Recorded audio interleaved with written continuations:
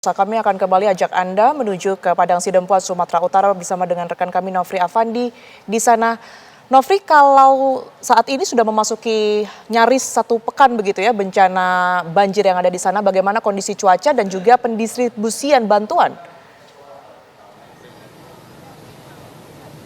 Ya, Tayara dan juga pemirsa, memang sampai saat ini hari ini kami memantau intensitas hujan sudah sangat berkurang dan tadi pun cuaca cukup cerah dengan panas yang cukup terik dan distribusi logistik pun masih terus berlangsung dengan sejumlah alat berat sudah membersihkan jalan lintas yang sebelumnya tertutup material banjir bandang. Dan kalau kita berbicara mengenai bencana alam, tentu tidak hanya berbicara mengenai angka korban meninggal dunia maupun pengungsi, tapi juga dampak lainnya seperti yang terlihat di belakang saya saat ini, pemirsa. Kelangkaan BBM ini terjadi di Jalan Lintas Padang Sidempuan Sibolga, tepatnya di SPBU Sadabuan Padang Sidempuan. Ini merupakan imbas dari bencana alam yang merusak sejumlah jalan ataupun jalur distribusi BBM dari wilayah-wilayah yang merupakan distribusi Pertamina seperti Sibolga ke wilayah yang terdampak seperti Tapanuli Selatan, Padang Sidempuan, dan Tapanuli Tengah.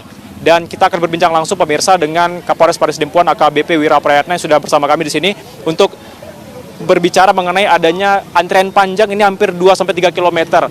Pak Wira, mungkin bisa jelaskan Pak, apa yang terjadi sehingga adanya antrean cukup panjang di SPBU Sadabuan ini, Pak? Baik, terima kasih.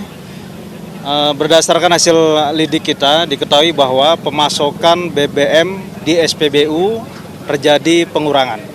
Kita ketahui bahwa bencana alam yang terjadi di wilayah Tabaksel dan juga Tapanuli Tengah ini berdampak besar.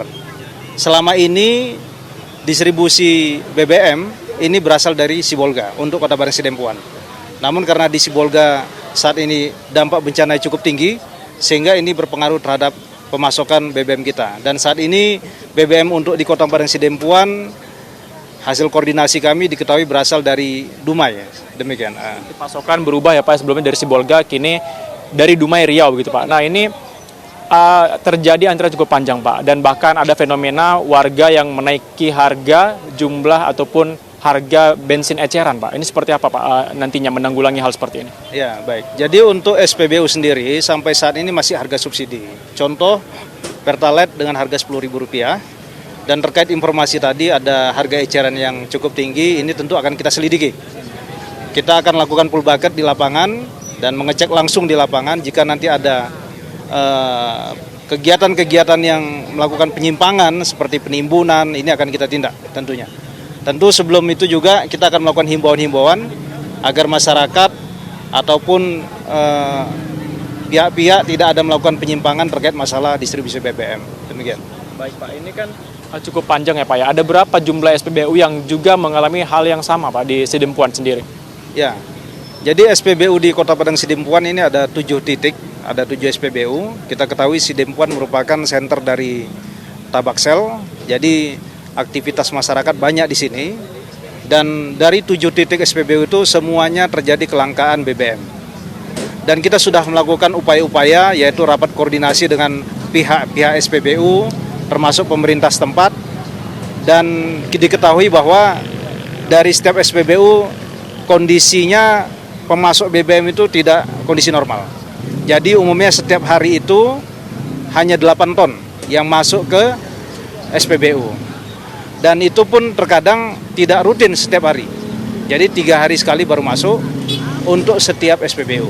Demikian. Tapi tetap kita koordinasikan sehingga potensi-potensi kerawanan tidak terjadi pada saat pendistribusian. Seperti itu. Ada jumlah pasokan BBM yang berkurang drastis Pak ya, imbas dari bencana ini.